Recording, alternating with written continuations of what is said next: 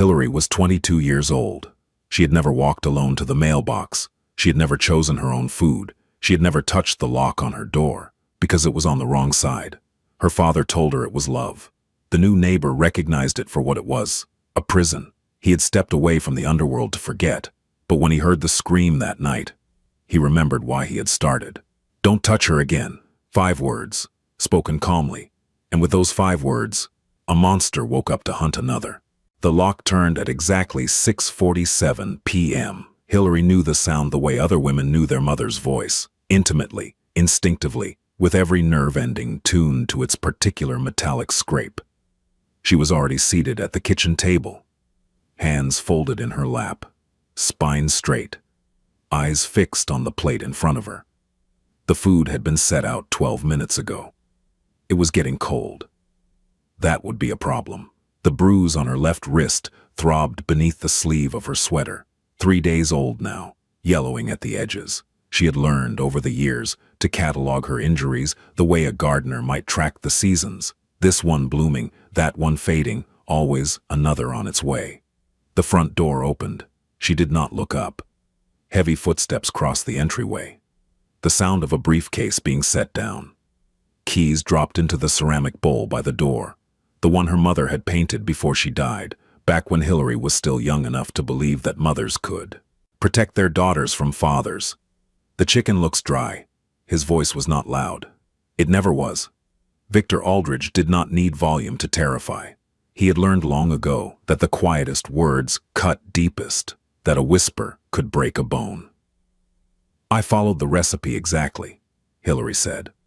Her voice was even, measured. She had spent years learning how to flatten her tone, how to remove any trace of emotion that might be interpreted as defiance.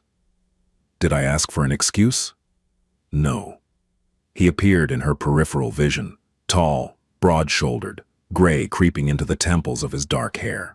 At 54, Victor Aldridge was still a handsome man. The neighbors thought so. The women at his office thought so. They did not know about the lock on his daughter's bedroom door. They did not know about the bars on her windows, painted white to match the trim, invisible from the street. They did not know that Hillary had not left this house alone in 7 years. He sat down across from her. She could feel his eyes moving over her face, searching for cracks, for weakness, for any sign that something inside her was still alive enough to crush. She gave him nothing. "Look at me when I'm speaking to you." She raised her eyes, met his gaze, held it. Something flickered in his expression, not anger, not yet, something closer to satisfaction. He liked this, she knew, the control, the slow, methodical process of turning a human being into a ghost. "I have a dinner meeting tomorrow night," he said, picking up his fork. "You will not leave your room." "Yes, Father." "You will not turn on the television." "Yes, Father."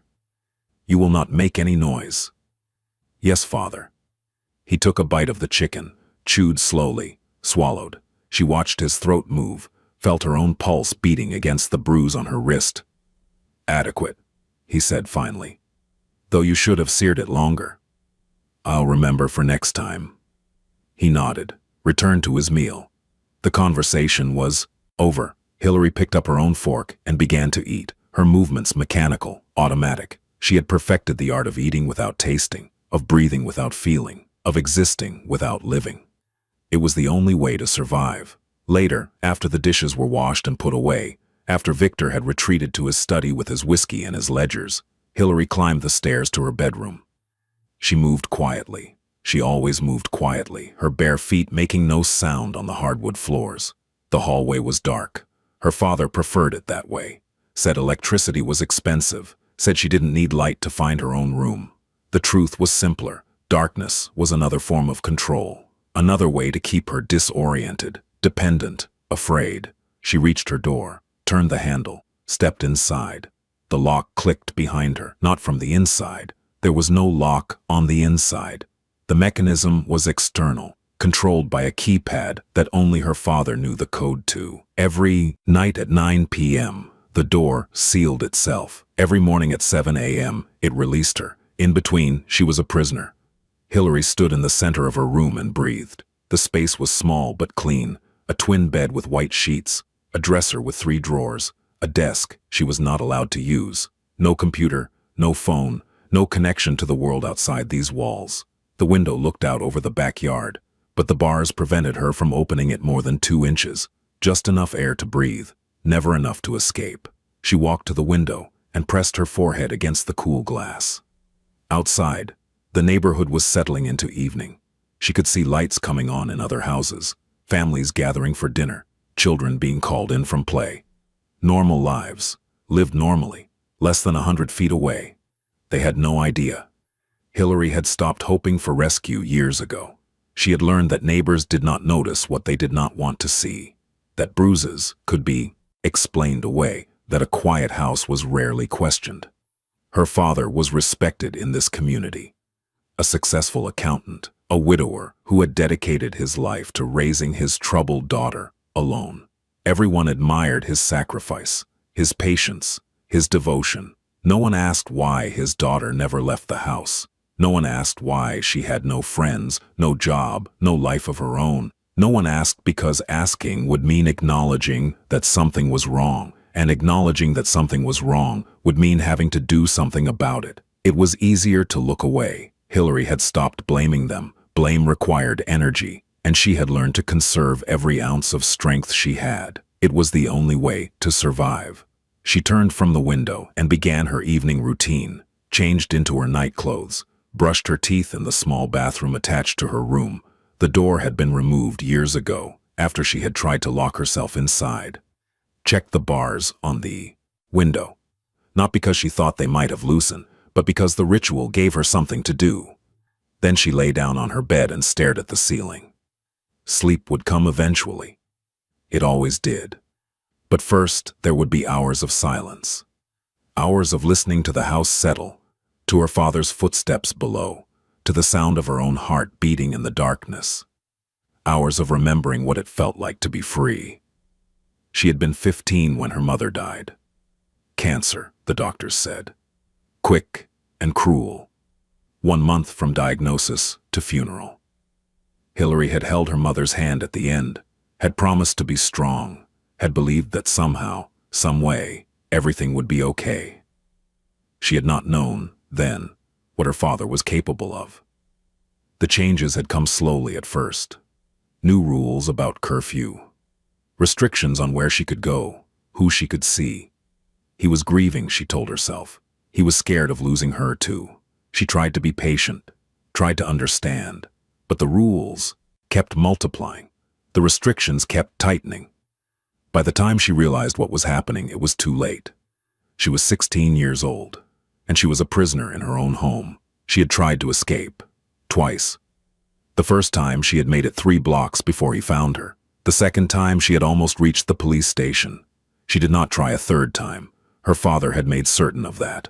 Now she lay in the darkness and listened to the house breathe, and she thought about the years stretching out before her, years of silence, of control, of slow suffocation. She thought about the chicken that had been too dry, about the bruise on her wrist, about the lock clicking shut at exactly 9 p.m. She thought about dying, not actively, not with any intention, but the thought was there, hovering at the edges of her consciousness, whispering that there were ways out of cages that did not involve doors. She pushed it away. She always pushed it away, but it was getting harder. Every day, it was getting a little bit harder. Somewhere outside, a car door slammed. Footsteps on pavement. The murmur of voices. Normal sounds of a normal night in a normal neighborhood. Hillary closed her eyes and waited for morning. The new neighbor moved in on a Tuesday. Hillary watched from her window as the moving truck pulled up to the house next door, a modest colonial that had been empty for 6 months, ever since old Mrs. Patterson had died and her children had sold it. The for sale sign had come down a week ago, but Hillary had not seen any activity until now. She pressed closer to the glass, curious despite herself. New neighbors were rare entertainment in her world. She knew she should not get invested. They would be like all the others, friendly at first, then gradually pulling away as her father's charm worked its magic and his lies took root. But she could not help watching. The moving men were efficient, carrying boxes and furniture into the house with practiced ease. But the man directing them was different. He stood on the front lawn with his arms crossed, his posture relaxed, but somehow alert. He was older than her, she could tell, maybe mid-30s, maybe more. Dark hair, just long enough to be unfashionable. A face that might have been handsome if it were not so utterly still. He was wearing a simple black t-shirt and jeans, nothing remarkable. But there was something about the way he carried himself, the way his eyes moved over his surroundings, the way the moving men seemed to give him slightly more space than necessary, something that made Hillary's instincts prickle. She had learned to read people in the years of her imprisonment. It was a survival skill, understanding the subtle shifts in mood and intention that preceded violence. Her father had taught her that, without meaning to, without knowing it, and she had become fluent in the language of danger. This man spoke that language. She was certain of it, but there was something else too, something she could not quite identify, a stillness in him that was not the stillness of a predator waiting to strike, but something older, something more tired. The stillness of a man who had done terrible things and decided to stop. She did not know how she knew this. She just did. As if sensing her gaze, the man turned and looked directly at her window. Hillary froze. Their eyes met through the glass. For a long moment, neither of them moved. His expression did not change, did not soften or harden, did not reveal anything at all. But Hillary felt the weight of his attention settle over her like a physical thing. Then, slowly, he nodded. Just that, a simple acknowledgement. A recognition that she existed, that she was there, that she was watching. It was the most seen she had felt in 7 years. Before she could react, she heard her father's footsteps on the stairs. She pulled back from the window, arranging her features into their usual blank mask, her heart pounding for reasons she could not explain. The door opened. "There's a new neighbor," Victor said. "I'm going to introduce myself. Stay here." "Yes, father." He studied her for a moment, his eyes searching her face. Then he nodded, satisfied that she was sufficiently cowed, and left. Hillary listened to his footsteps descend the stairs, listened to the front door open and close. Then she crept back to the window and watched as her father crossed the lawn and approached the new neighbor with his hand extended and his most charming smile in place. The neighbor shook his hand. Victor talked. The neighbor listened. From this distance, Hillary could not hear what was being said, but she could read the body language. Her father's expansive gestures, his easy laughter, the way he leaned in to establish intimacy. And she could read the neighbor's response, polite, contained, giving nothing away. At one point, Victor glanced up at the house, at her window, and said something. The neighbor followed his gaze. Hillary did not move. She watched as her father spoke, probably spinning some story about his troubled daughter, his difficult situation, his boundless patience and devotion. The neighbor listened. His expression did not change. Then he nodded once, said something brief, and turned away. Victor stood there for a moment, clearly surprised. People did not turn away from Victor Aldridge. People did not end conversations before he was ready to end them. But the neighbor was already walking back toward his house, his body language making clear that the interaction was over. Hillary watched her father's face. She knew that expression, that tightening around the eyes, that slight flush along the jaw. Anger, carefully controlled. Victor did not like being dismissed. He did not like feeling small. He would not forget this. He stood on the lawn for another moment, his hands clenching and unclenching at his sides. Then he turned and walked back to the house, his steps sharp and purposeful. Hillary moved away from the window, made it to her bed, was sitting with a book in her lap, one of the few possessions she was allowed, chosen, and approved by her father. By the time she heard his footsteps on the stairs, the door opened. "Our new neighbor is reserved," Victor said. His voice was pleasant, but Hillary heard the edge beneath it. "He won't be joining us for dinner anytime soon." "That's too bad," she said automatically. Victor studied her. His eyes narrowed slightly. "You were watching us from the window." It was not a question. Hillary felt her stomach drop, but she kept her expression neutral. "I was curious about the noise." "Curious." He repeated the word slowly, tasting it. "You know what I've told you about curiosity, Hillary?" "Yes, father." "Remind me." She set the book aside, folded her hands in her lap. Curiosity is how people get hurt. That's right. He stepped closer. His shadow fell across her bed. Curiosity is how people get hurt. And you don't want to get hurt, do you, Hillary? No, Father. Good girl. He reached out and touched her hair, gently, affectionately, the gesture of a loving parent comforting a beloved child. We wouldn't want anything to happen to you, not when I've worked so hard to keep you safe. I know, Father. I do it because I love you. You understand that, don't you? Yes, Father. He smiled. It was a terrible thing, that smile, full of warmth and tenderness and poison. Good girl, he said again. Now come downstairs. It's time to start dinner. He left. Hillary sat on her bed for a moment longer, her hands trembling in her lap. Then she stood and followed him down the stairs, back to her cage, back to her chains. But something had shifted. Something small. Something she could not quite name. A hairline crack in the wall she had built around her heart. The new neighbor had seen her, and for the first time in 7 years, Hillary wondered if anyone might actually look. His name was Roa Cross. Hillary learned this 2 days later, when her father came home from work complaining about a parking dispute. The new neighbor had taken the spot in front of his own house, the spot Victor had been using for years, ever since he decided his driveway was too narrow for his new sedan.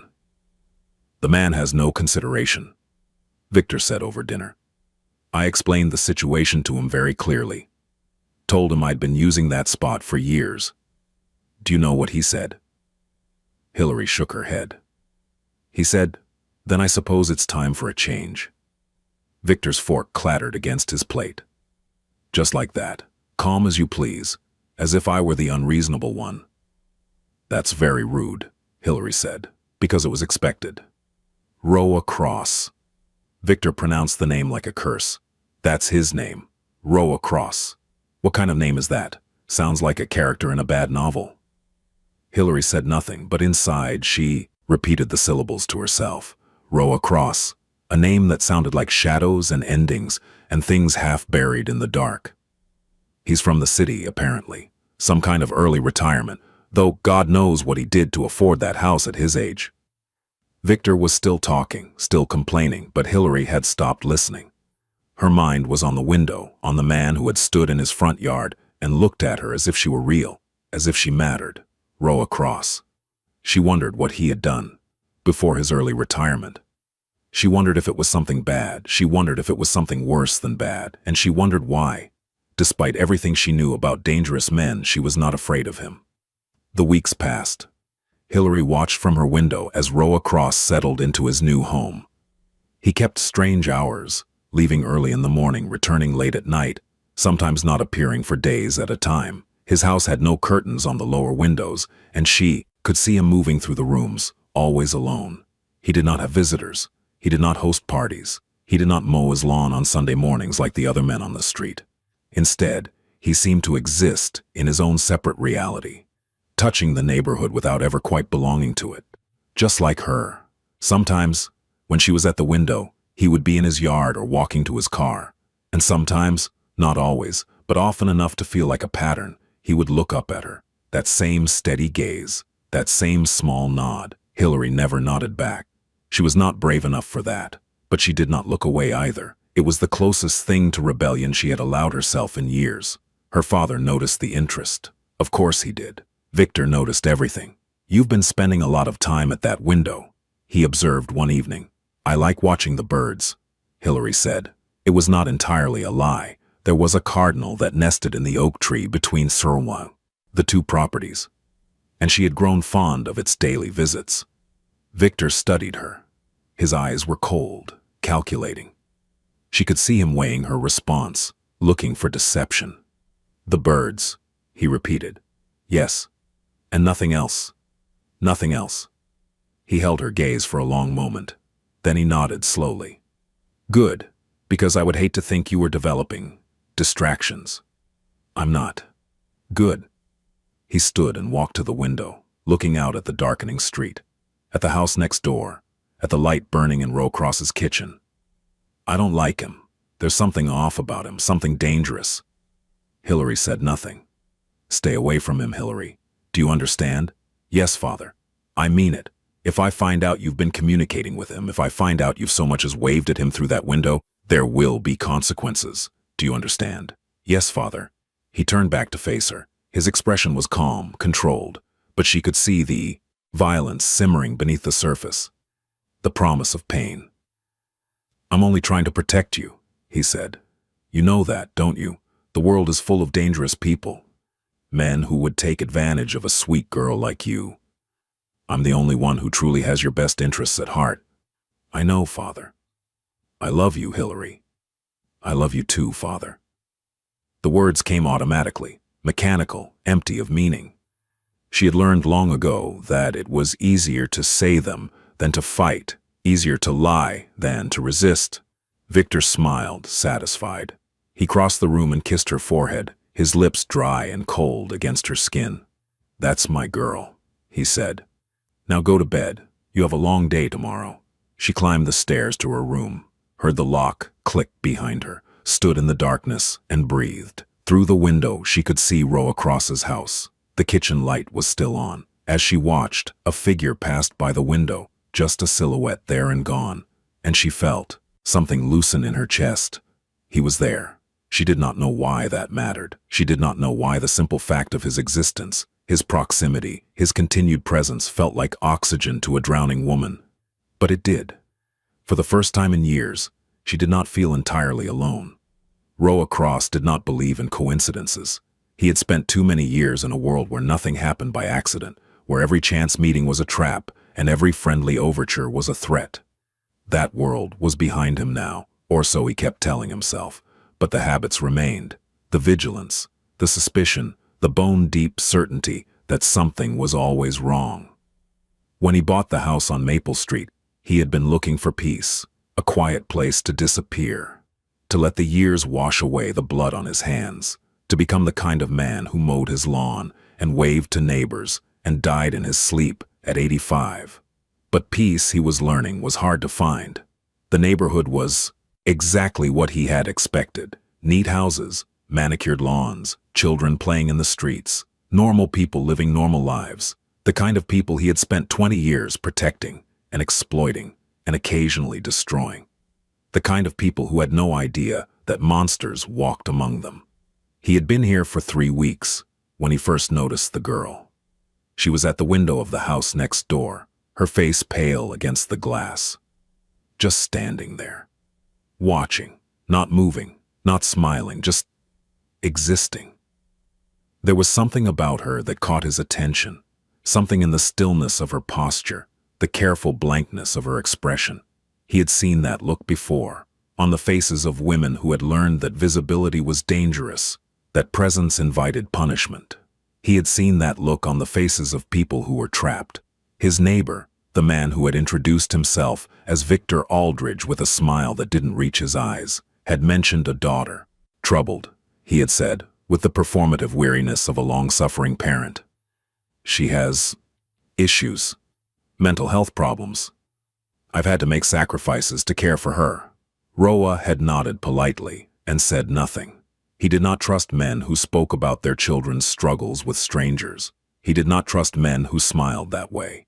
Now, watching the girl in the window, he understood why. It started with small things, the way she flinched when her father's car pulled into the driveway, the way she never left the house alone, never walked to the mailbox, never stood in the yard, the bars on her window, painted white to blend in but unmistakable once you knew what to look for.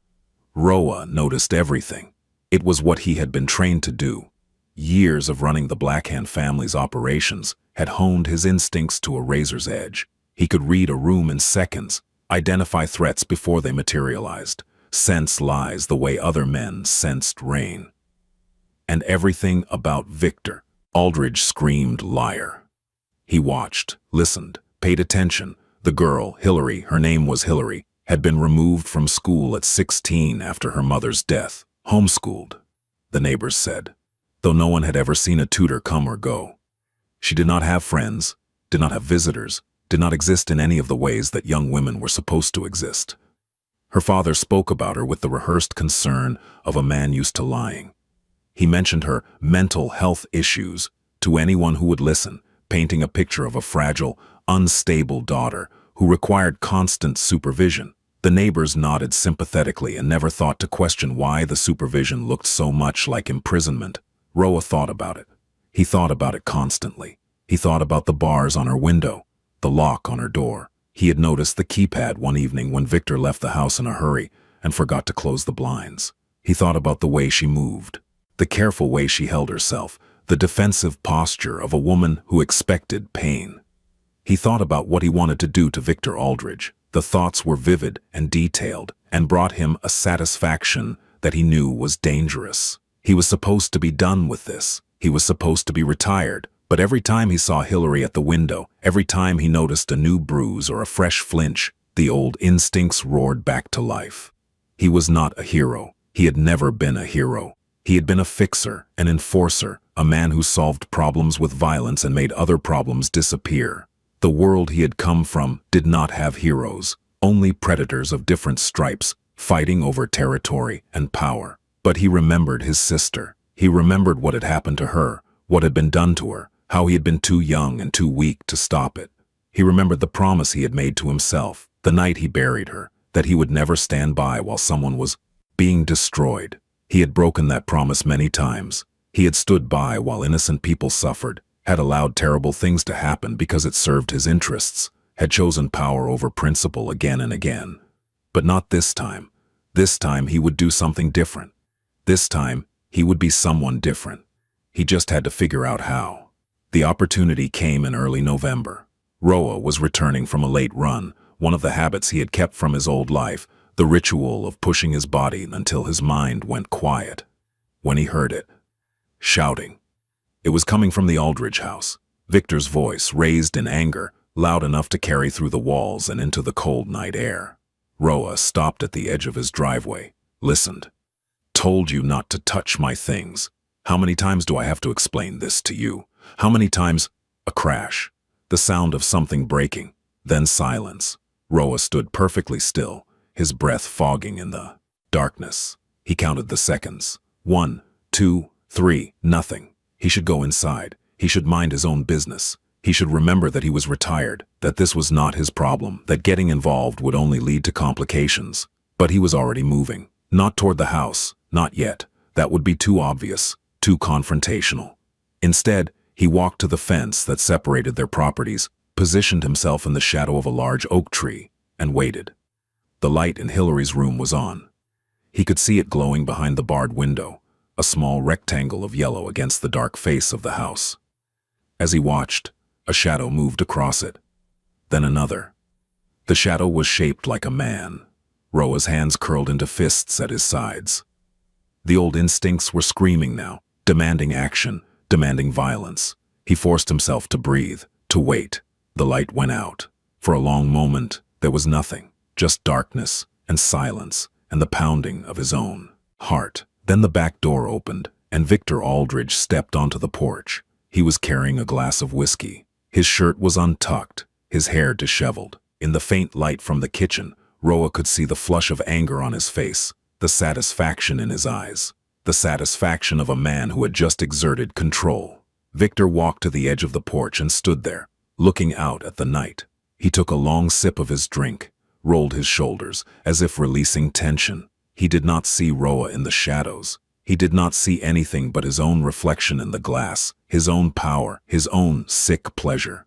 Roa watched him. In his mind, he was already planning a dozen different ways to end this, to make Victor Aldridge pay for what he had done. Quick ways and slow ways, clean ways and messy ways, ways that would leave evidence and ways that would leave nothing at all. But he did not move, not yet, because he had learned over the years that the most effective violence was the kind that came with precision, the kind that waited for the perfect moment, the perfect leverage, the perfect angle of attack. And because he knew that if he acted now, if he gave in to the rage that was burning in his chest, he would not be able to stop, so he waited, and he watched, and he made a promise to the girl in the dark room above. I see you, I know, and I'm going to help you, whether you want it or not. The next time it happened, Roa was ready. He had spent the weeks since that first incident preparing. Not in obvious ways. He was not a fool, but in the subtle, patient ways of a man who had made a career out of anticipating violence. He had learned Victor's schedule. When he left for work, when he returned, which nights he stayed late, which nights he came home early, when the shouting was most likely, when the silence fell heavy and dangerous. He had learned Hillary's rhythms too. The hours she was allowed downstairs, the times she appeared at the window, the mornings when her face was pale and her movements stiff. He had obtained copies of the house's blueprints from the county records office, noted the locations of doors and windows, the placement of rooms, the vulnerabilities in the structure's security. And he had retrieved some things from a storage unit in the city. Things he had hoped he would never need again. Tools of his former trade, kept as insurance against a world that never stopped being dangerous. He was not planning to use them. He was just planning to be prepared. It was a Thursday night when everything changed. November had turned bitter, the kind of cold that seeped through walls and settled in bones. Roa was in his living room pretending to read a book he had not absorbed a word of when he heard the first shout. Then, the scream. He was out the door before the sound finished echoing. The night was dark, moonless, the streetlights doing little to penetrate the gloom. Roa crossed his yard in seconds, vaulted the fence between the properties, and landed in the Aldridge's backyard in a crouch. The screaming had stopped, but he could hear voices now. Victor's, raised in rage, and another sound, a whimper, high and thin and terrified. The back door was locked. Roa did not slow down. He pulled a slim metal tool from his pocket, old habits, and had the lock picked in under 3 seconds. The door swung open. He stepped into the kitchen. The house was dark except for a light at the top of the stairs. Roa moved through the shadows, his footsteps silent on the hardwood floor. Oh.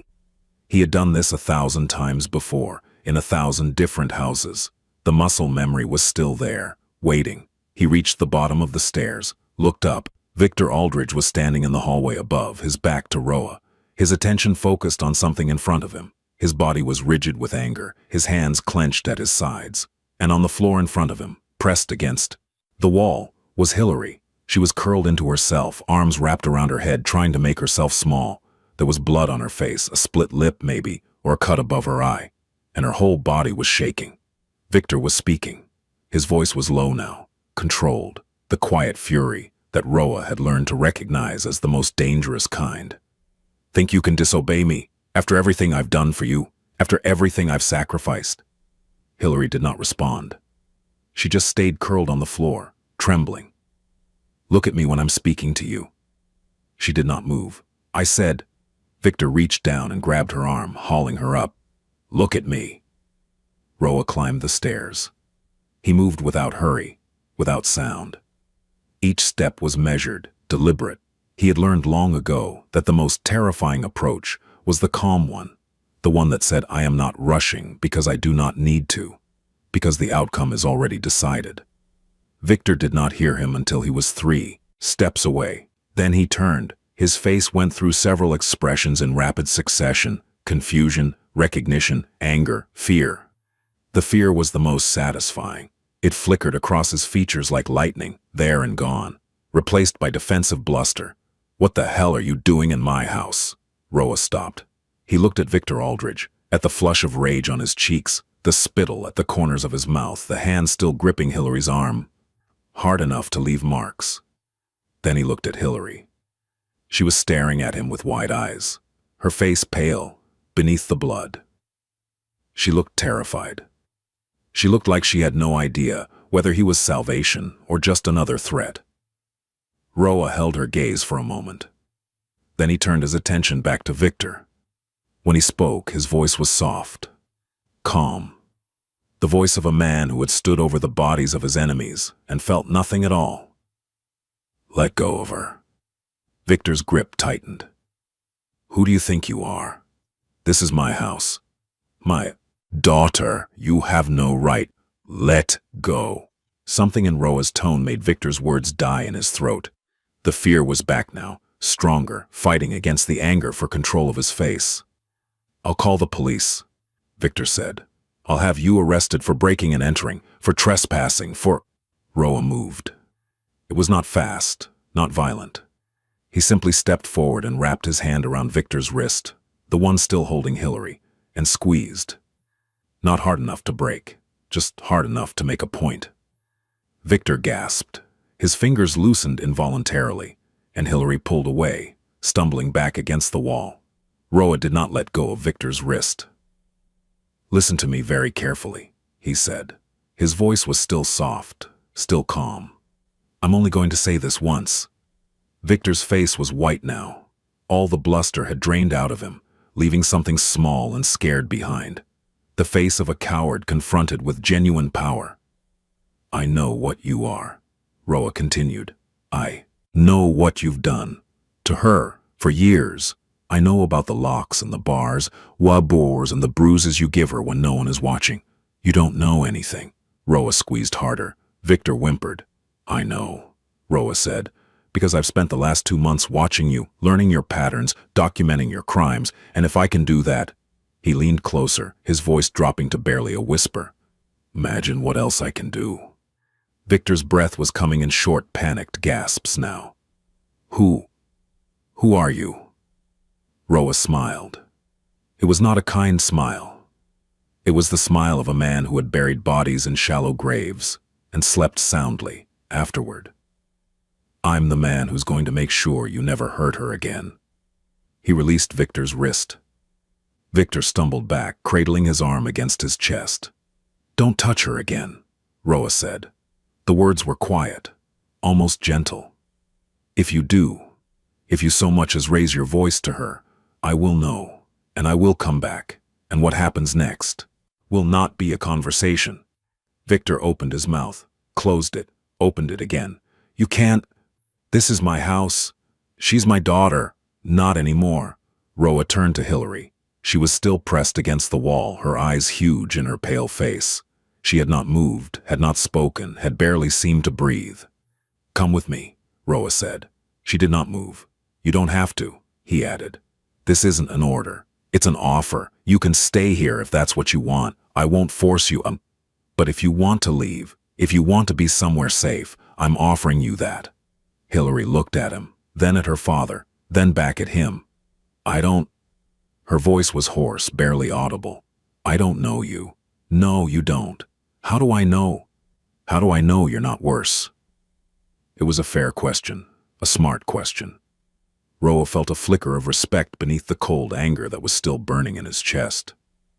"You don't," he said honestly. "You don't know anything about me. I could be lying.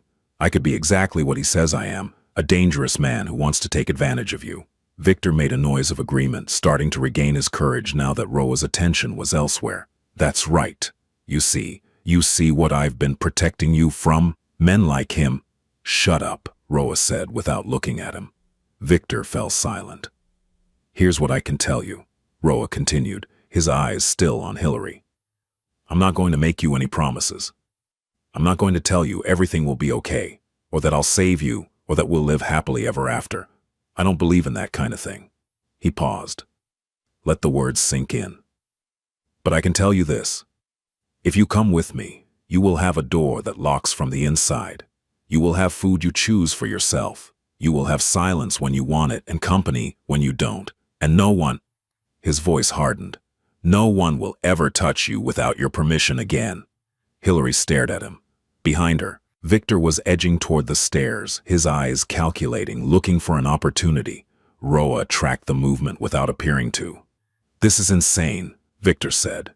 His voice was steadier now, gaining confidence as the immediate threat seemed to recede. "You break into my home, assault me, try to kidnap my daughter. The police will hear about this. My lawyers will destroy you. You'll spend the rest of your life in prison." Roa finally looked at him. "Victor," he said, "I spent 20 years as an enforcer for the Blackhand crime family. I have put men in the ground for looking at my bosses the wrong way. I have done things that would turn your hair white and your blood cold, and I walked away from all of it with money in the bank and not a single charge on my record." He let that sink in. "Do you really think your lawyers scare me?" Victor's confidence evaporated. He took a step back, nearly tripping on the top stair. "Now," Roa continued, "I'm going to give your daughter a moment to make her decision, and while she's deciding, you're going to stand there quietly. Because if you don't, If you say one more word, I'm going to revisit my policy of nonviolence, and you will not enjoy the experience." Victor stood there quietly. Roa turned back to Hillary. She was crying, silent tears running down her face, mixing with the blood from the cut above her eye. But she was not sobbing, not falling apart. She was just standing there, tears streaming, looking at him with an expression he could not quite read. "It's your choice," he said softly. "No one is going to make it for you. Not me, not him. You decide what happens next." Hillary looked at her father. She looked at the hallway she had walked down every day for 7 years, the walls that had witnessed her captivity, the prison she had learned to call home. She looked at Roa, a stranger, a confessed criminal, a man who had just admitted to terrible things with no trace of shame.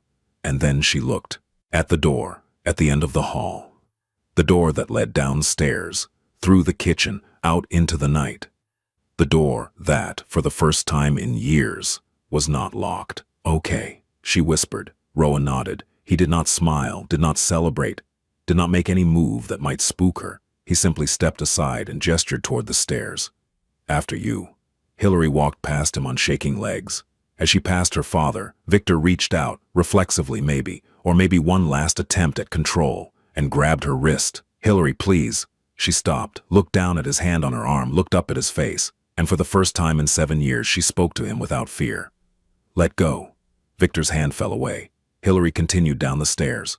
Roa followed. At the bottom she paused, looked back up at her father, who was standing at the top of the stairs, his face twisted with rage and fear and something that might have been grief. "Goodbye, father," she said. Then she walked out the door. The night air hit Hillary like a slap.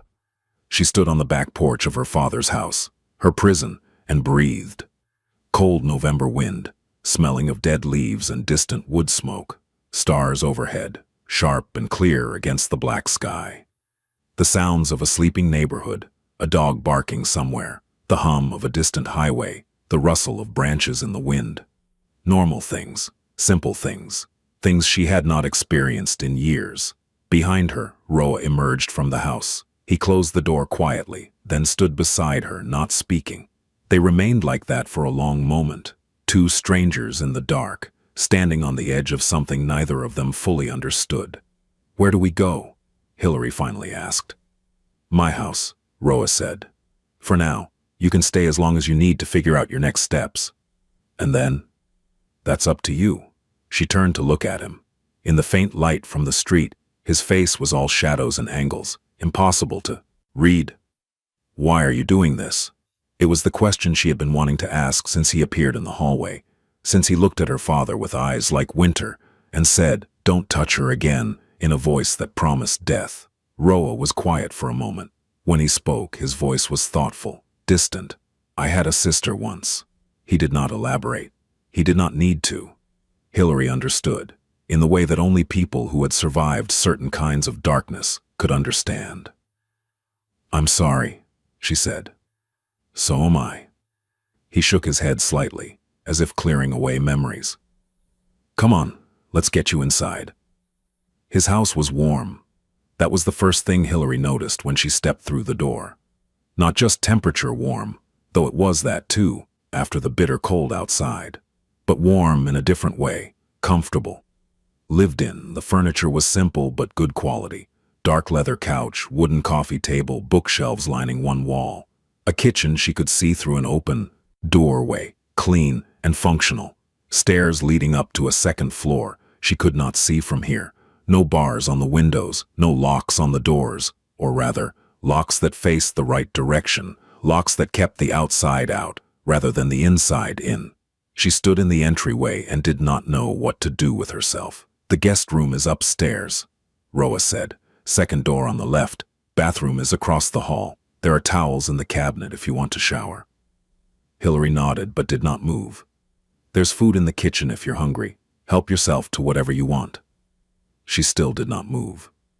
Roa studied her for a moment, then he walked past her into the living room and sat down on the couch. Picked up a book from the side table. Opened it to a marked page. "I'll be here if you need anything," he said. "Take your time." He began to read. Hillary stood in the entryway for another long moment, uncertain, off balance. She had spent so many years being told what to do, where to go, how to behave. The absence of instruction was almost more terrifying than the captivity had been. But Roa was not telling her what to do. He was not even looking at her. He was just there. Present but not demanding. Available but not imposing. Slowly, carefully, Hillary moved. She went to the kitchen first. Opened the refrigerator, something she had not been allowed to do without permission for years. Inside she found normal things. Milk, eggs, vegetables. Leftover takeout in plastic containers. She closed it without taking anything. Then opened a cabinet. Dishes, another cabinet. Glasses. She took down a glass and filled it with water from the tap. Drank it slowly, standing at the sink, looking out the window at the dark backyard. The water tasted like freedom. She did not sleep that first night. The guest room was small, but clean, with a bed covered in a blue quilt and a window that looked out over the street. She sat on the edge of the mattress and stared at the door. It had a lock, a simple deadbolt, the kind you could slide with your thumb. Nothing fancy, nothing complicated. She got up and locked it, then unlocked it, then locked it again. Then she sat back down on the bed and cried. Not loud, gasping sobs. She had learned long ago to cry quietly, to muffle her grief so it would not invite punishment. But the tears came anyway, running down her face and soaking into the collar of her shirt. She cried for the years she had lost, for the mother she had never properly mourned, for the girl she might have been. If things had been different, she cried until there was nothing left, until she was empty and hollow and exhausted. Then she lay down on the bed, fully clothed, and watched the ceiling until dawn. The days that followed were strange.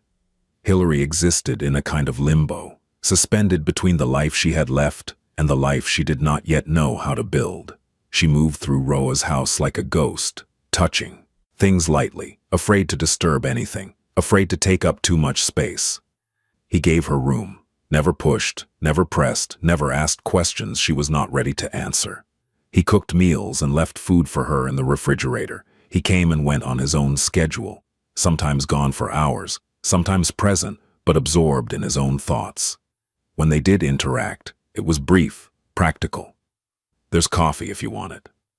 I'm going out. Do you need anything? The library is 2 blocks east if you want to walk there. Simple offerings, no strings attached. The library. Hillary thought about it for 3 days before she worked up the courage to go. It seemed absurd, walking 2 blocks, visiting a public building, doing something normal people did every day. But for her, it was an expedition into unknown territory. She stood at the front door of Roa's house for 15 minutes, her hand on the knob, her heart pounding. Then she turned it and stepped outside. The air was cold. The sky was gray. The neighborhood looked exactly the same as it always had. The same houses, the same cars, the same mailboxes lining the curb. But everything was different. She was outside, alone, walking where she chose to walk, going where she chose to go. The library was a small brick building on the corner of Maple and Oak. Hillary walked through the front door, and the smell of old books washed over her like a wave. She had loved libraries once, before, when her mother was alive and the world was still full of possibilities. She found a chair in a quiet corner and sat there for 3 hours, not reading, just being, existing in a public space, watching other people come and go, remembering what it felt like to be part of the world. When she finally walked back to Roa's house, she felt something she had not felt in years. Hope. Small, fragile, terrifying, but there. On the 5th day, Roa sat her down in the living room. "We need to talk," he said. "About what comes next?" Hillary felt her stomach clench with fear. She had been waiting for this, the moment when the bill came due, when she found out what he really wanted from her. But his face was calm, neutral, no hidden agenda lurking behind his eyes. "Your father isn't going to stay quiet forever," he said. "Right now he's scared. He doesn't know who I am, what I'm capable of. But fear fades. Eventually he'll get angry enough to do something stupid." "Like what?" "Call the police, claim you were kidnapped, try to take you back by force." The fear was sharper now, a knife twisting in her gut. "What do I do?" "That's what we need to figure out." Roa leaned forward, his elbows on his knees. You're 22, a legal adult.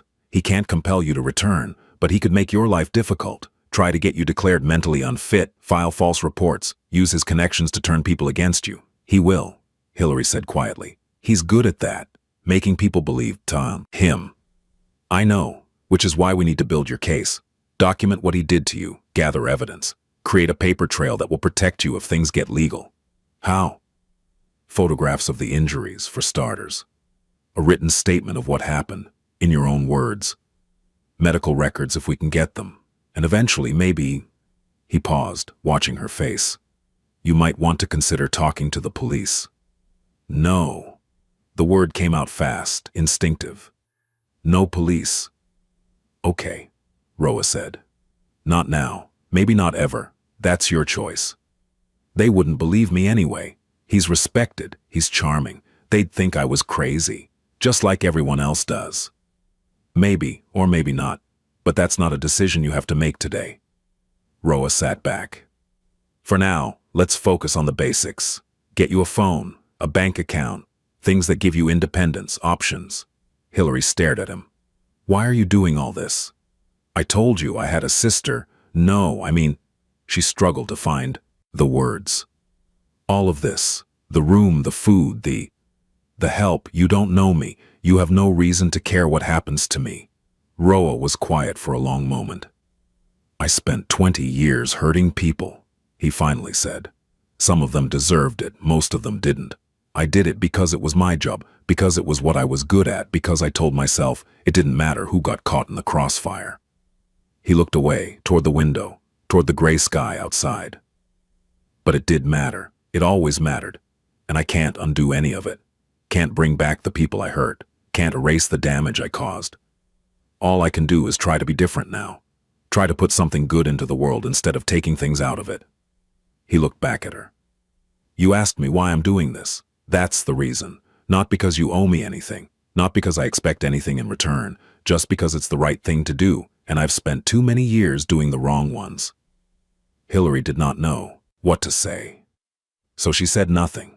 Just sat there, looking at this strange, dangerous, inexplicably kind man. And for the first time since she walked out of her father's house, she thought maybe, just maybe, she had not made a mistake. The weeks turned into months. Hillary's life took on a rhythm, fragile and new. She got a phone, a simple one, nothing fancy but hers. She opened a bank account with money Roa gave her, refusing to tell her where it came from, but insisting she could pay him back whenever she was ready. She went to the library every day, reading voraciously, making up for years of intellectual starvation. She started to remember what it felt like to be a person. Roa was a constant presence, but not an intrusive one. He maintained his own schedule, his own routines. Sometimes he was gone for days, doing things he did not explain, and she did not ask about. When he was home, they orbited each other carefully, sharing meals occasionally, exchanging brief conversations, existing in parallel. He never touched her without permission, never entered her room without knocking, never made any demand, any request, any suggestion that implied expectation. It was the strangest thing Hillary had ever experienced. She had spent so long being controlled that freedom felt like walking on ice. Beautiful, but precarious, liable to crack at any moment. She kept waiting for the trap to spring, for Roa to reveal his true intentions, for the safety to prove illusory. But it did not happen. Days turned to weeks, weeks turned to months, and slowly, painfully, Hillary began to believe that maybe, just maybe, this was real. The first time she laughed, it surprised her so much, she started crying. It was a stupid thing. Roa had dropped a carton of eggs on the kitchen floor and cursed so creatively that she could not help herself. The laugh bubbled up from somewhere deep inside her, somewhere she had forgotten existed. Roa looked at her with an expression somewhere between amusement and concern. Are you okay? She was not okay. She was standing in a kitchen full of broken eggs, laughing and crying at the same time, feeling like her chest was going to split open from the force of emotions she did not know how to process. But she nodded anyway. I'm okay, she said. I'm okay.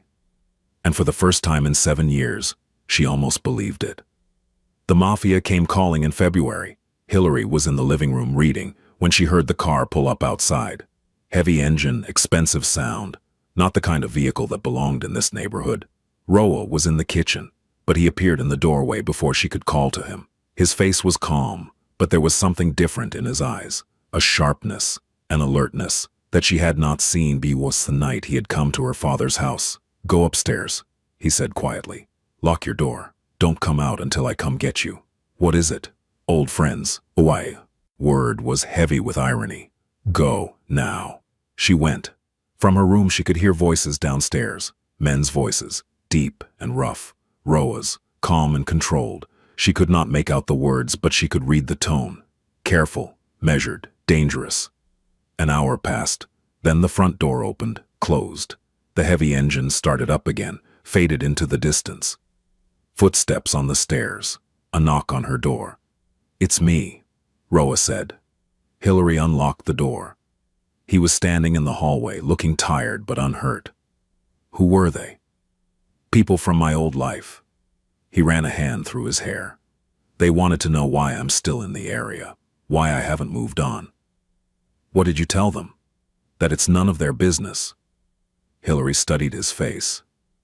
"Are they going to be a problem?" "Maybe, probably."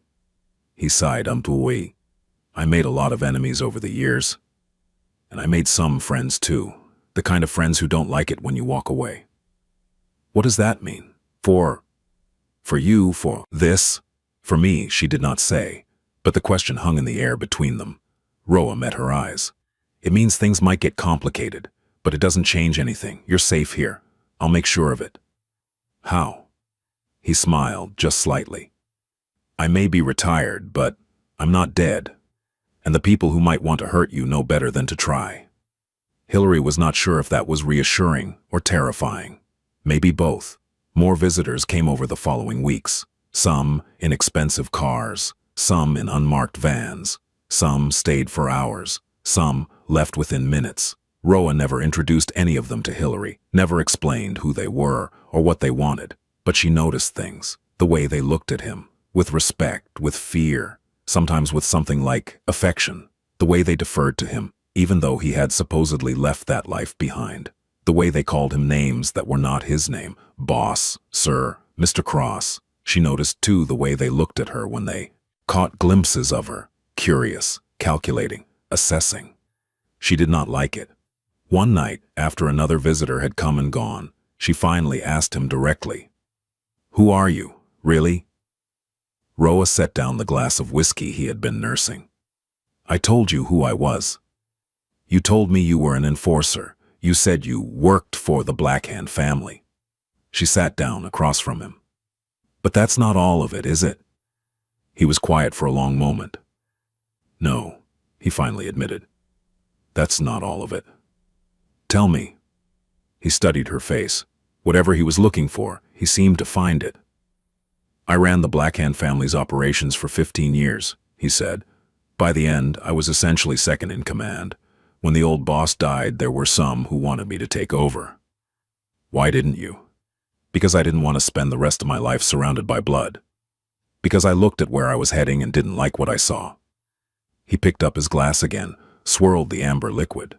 "Because I remembered my sister and thought about all the sisters I had destroyed, all the daughters and mothers and wives, and I couldn't do it anymore. So you just walked away."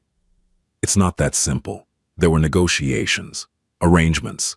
I handed over my territories, gave up my claims, made it clear I wasn't going to be a threat. In exchange, they let me leave in peace. But they're still coming to see you. Old habits, old loyalties." He shrugged. "Some of them just want to pay their respects. Some of them want advice. And some of them," his expression hardened, "are testing the waters, seeing if I've really gone soft." "Have you?" The question hung in the air. "I don't know," Roa said honestly. "I'd like to think so, but then I think about your father and what I wanted to do to him that night, and I'm not so sure." Hillary thought about that night too, the calm in his voice as he made his threat, the certainty in his eyes. "What stopped you?" "You did." He met her gaze. "If I had killed him, you would have been afraid of me, and I didn't want that. I wanted—" He stopped, shook his head. What did you want?" "I wanted to be someone you could trust. someone who could help you without becoming another monster in your life. Hillary felt something shift in her chest, something warm and unfamiliar. "You're not a monster," she said quietly. "I've done monstrous things." "That's not the same." She leaned forward. "A monster wouldn't care about being one. A monster wouldn't try to be different." Roa looked at her for a long moment. Something flickered across his face. Surprise, maybe, or something deeper. "You're very kind," he said finally, "considering everything you've been through." "I'm not kind. I'm just observant." She allowed herself a small smile. "I've had a lot of practice." The months continued to pass. Spring came, then summer. Hillary found a job at the library. Part-time, nothing special, but her own. She opened a savings account with her first paycheck. Felt the thrill of money she had earned herself, landing in an account that bore her name. She started seeing a therapist. On Roa's suggestion. A kind woman named Dr. Reeves, who listened without judgment and never pushed harder than Hillary could handle. Slowly, session by session, Hillary began to understand the shape of her trauma, the ways it had warped her perception of herself and the world. She learned that what her father had done to her had a name: coercive control. She learned that she was not crazy, not broken, not the troubled daughter he had convinced everyone she was. She learned that survival was not weakness, and silence was not consent, and the things she had done to stay alive did not diminish her worth as a human being. It was hard, the hardest thing she had ever done, harder even than walking out of that house. But with each session, each small revelation, each tiny step forward, she felt herself becoming more real, more solid, more her. And through it all, Roa was there. Not pushing, not crowding, just present. A steady point of reference in a shifting world. She was not in love with him. She knew that, was careful about it. She was too fragile for love, too newly emerged from the chrysalis of her captivity, to trust herself with that kind of vulnerability. But she cared about him, depended on him, felt safe with him in a way she had never felt safe with anyone. And she thought, she was almost certain, that he felt the same. One night, late, she came downstairs to find him sitting in the dark. The living room was unlit, but she could see his silhouette in the faint glow from the streetlights outside. He was sitting on the couch, not reading, not drinking, just sitting. "Can I join you?" she asked. He looked up. In the darkness, she could not read his expression. "Of course." She sat down on the other end of the couch, leaving space between them. They stayed that way for a while, two figures in the shadows, listening to the silence of the house. "I couldn't sleep," Hillary finally said. "Neither could I." "Bad dreams?" "No dreams at all." He shifted slightly. "That's worse sometimes." "The emptiness." Hillary understood. She had spent years in that emptiness, that blank space where hope used to live. "What do you think about?" she asked. "When you can't sleep?" "The past, mostly. The things I've done." A pause. "The things I wish I could undo." "Do you regret it? All of it?" "No, not all of it." His voice was thoughtful, honest. "Some of the people I hurt deserved it. Some of them were worse than me, and the world is better without them. But the others," he trailed off. "The sisters," Hillary said softly. "The daughters and mothers and wives." "Yes." They sat in silence for another long moment. "I think about my mother," Hillary said eventually. "I wonder sometimes if things would have been different if she had lived, if she would have stopped him, or if she would have become another kind of prison. What do you think?" "I don't know. I want to believe she would have protected me, but she stayed with him for years, knowing what he was, so maybe..." She shook her head. "Maybe there's no version of this story where I wasn't trapped. Maybe some people are just born for cages." "No." Roa's voice was sharp, sudden. "That's not true." "How do you know?" "Because you're here, because you walked out, because every day since then you've made choices, your own choices, about who you want to be and how you want to live." He turned to face her, and even in the darkness, she could feel the intensity of his gaze. "You're not meant for cages, Hillary. You were put in one, yes, but you broke out of it. You're still breaking out of it, and that means you're meant for something else entirely." Hillary felt tears prick at her eyes. She blinked them back. What if I don't know what that is? Then you figure it out. One day at a time. One choice at a time. His voice softened. That's all any of us can do. She did not know what to say, so she did something she had never done before. Something that would have been unthinkable even a few months ago. She reached out and took his hand. His fingers were rough, calloused. The hands of a man who had done violence and might do it again. But they were gentle as they curled around hers, holding without gripping, present without possessing. They sat that way for a long time, hands intertwined, watching the darkness slowly lighten into dawn. Victor Aldridge came for his daughter on a cool autumn evening. 1 year after she had walked out of his house, Hillary was in the kitchen, cooking dinner, something she had learned to enjoy, choosing her own ingredients, preparing her own meals. The radio was playing softly, some song she half recognized, and she was humming along without realizing it. She did not hear the car pull up. She did not hear the footsteps on the front walk, but she heard the knock. Something about it made her freeze. The sound was too sharp, too insistent. Not the polite tap of a neighbor or the businesslike rap of a delivery driver. This was the knock of someone who believed he had a right to be there. Hillary set down the knife she had been using and moved toward the front of the house. Through the window beside the door, she could see a figure standing on the porch. Her father. Every muscle in her body went rigid. For a long, terrible moment, she was 16 again, trapped and helpless and alone. The fear was overwhelming, a tidal wave that threatened to drag her under. Then she remembered. She was not 16 anymore. She was not trapped, and she was not alone. She pulled out her phone and texted Roa. He's here. Then she stood by the window and waited. Victor knocked again. Hillary, I know you're in there. Open the door. She did not respond. This is ridiculous. We need to talk. I'm your father, for God's sake. Still nothing. I'm not leaving until you open this door. Hillary watched him through the glass. He looked older than she remembered, grayer, thinner, the year having taken its toll. But his eyes were the same, cold, calculating, hungry. A car pulled into the driveway. Roa. He got out and walked toward the house with the unhurried stride of a man who knew exactly how dangerous he was. Victor turned at the sound of his approach, and Hillary saw fear flash across her father's face. Good. Mr. Aldridge, Roa said. His voice was pleasant, conversational. I don't recall inviting you. This is between me and my daughter. Victor's voice was trying for firm, but landing closer to desperate. You have no right to interfere. I have every right. This is my property, and you're trespassing. She's my child. She's a grown woman who doesn't want to see you. Roa stepped closer. I believe I warned you a year ago what would happen if you came near her again. Victor's face paled, but he held his ground. You can't keep her from me forever. She belongs with her family.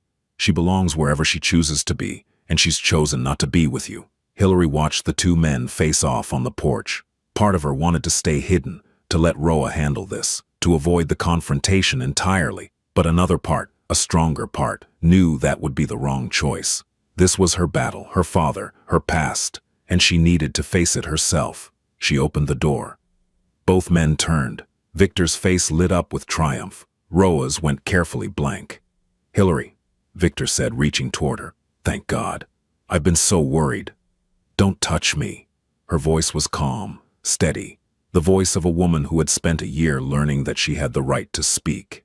Victor's hand dropped. His expression shifted, the mask slipping to reveal something uglier beneath. You've changed, he said. Yes. He's done something to you, brainwashed you. You were never like this before. Before I was too afraid to speak. Before I thought you might actually kill me if I stood up to you. Before I believed I deserved what you did. She stepped onto the porch. Victor stepped back. But I don't believe that anymore. I know what you are. I know what you did. And I know that you have no power over me. Not anymore.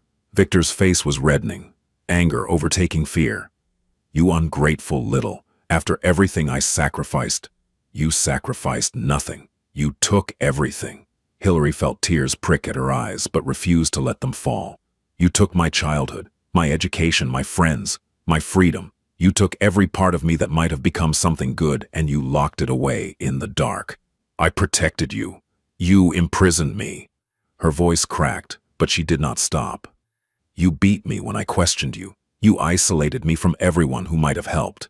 You spent 7 years convincing me that I was crazy, that no one would believe me, that you were the only person in the world who could love something as broken as me. That's not, but you were wrong. She was crying now, tears streaming down her face, but her voice was stronger than ever. I'm not broken. I never was. You're the one who's broken, Father. You're the one who couldn't stand to let someone else have a life of their own.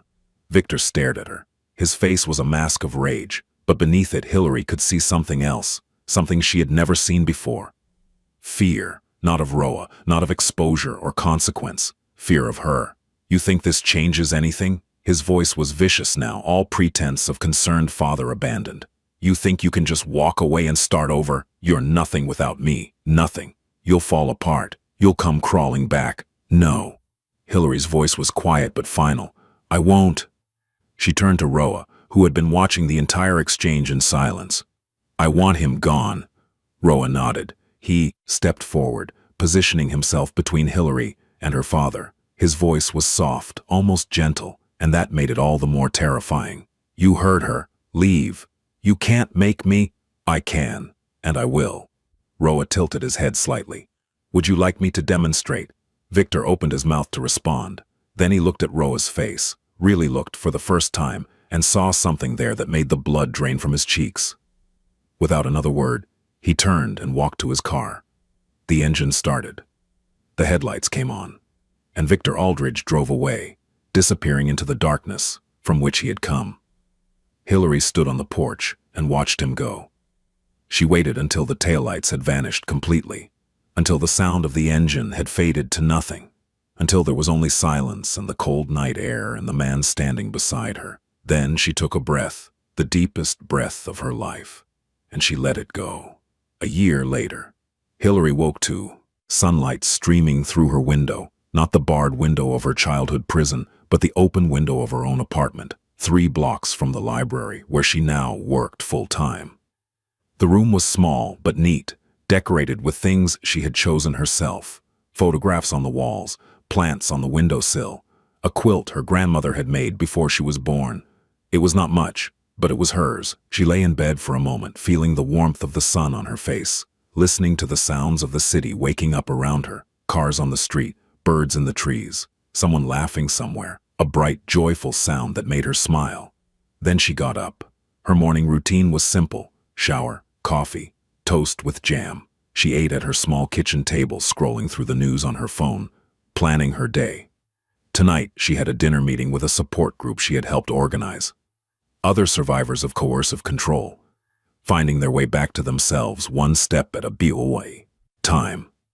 At 10 o'clock, there was a knock at the door. She opened it to find Roa standing in the hallway, 2 cups of coffee in his hands. I thought you might want company, he said. She smiled. I always want your company. They walked to the park near her apartment and sat on a bench beneath an old oak tree. The autumn air was crisp, the leaves a riot of red and gold. Children played on the nearby playground, their laughter echoing across the grass. Hillary took a sip of her coffee and watched them run. I went to see my mother's grave yesterday, she said. Roa glanced at her. How was that? Hard. Good. She paused, searching for the right words. I told her about everything. What happened after she died. What Father did. How I got out. What else? I told her I forgave her. Hillary felt tears prick at her eyes, but did not try to stop them. For not seeing, for not protecting me, for leaving me alone with him. Did you mean it? I think so. I think she did the best she could. She was trapped too, in her own way, and holding on to anger. She shook her head. It doesn't help. It just keeps you in the cage. They sat in silence for a while, watching the children play. I have something for you, Roa finally said. He pulled an envelope from his jacket pocket and handed it to her. Inside was a single sheet of paper, a letter, typed and official-looking.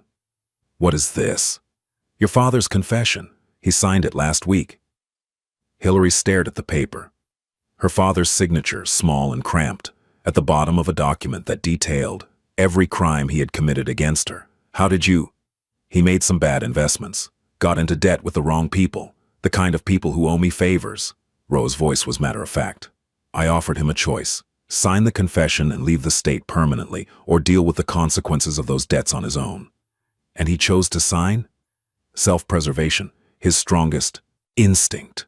Roa looked at her. The confession is legally binding. If he ever comes back, if he ever tries to contact you, if he so much as speaks your name, you can take this to the police. You'll have everything you need. Hillary looked at the paper in her hands.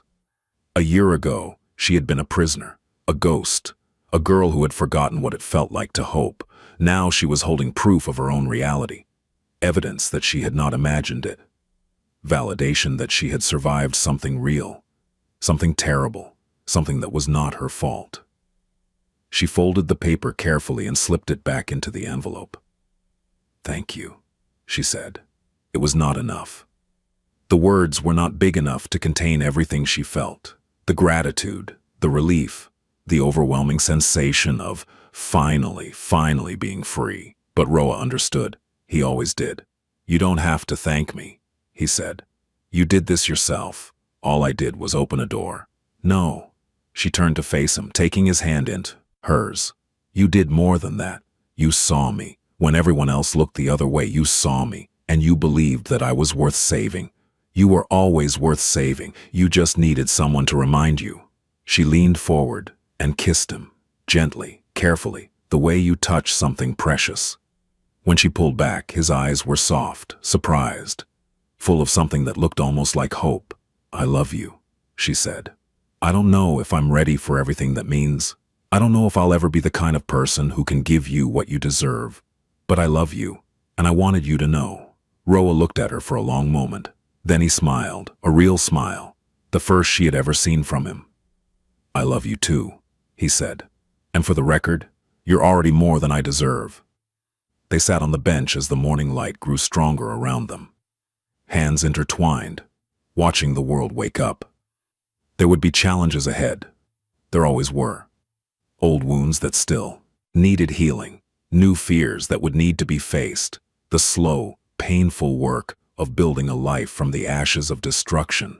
But for now, in this moment, there was only the warmth of the sun and the touch of another hand and the simple, extraordinary hilarical of being alive. The most dangerous thing is not violence, it's hope, and Hillary had finally found it.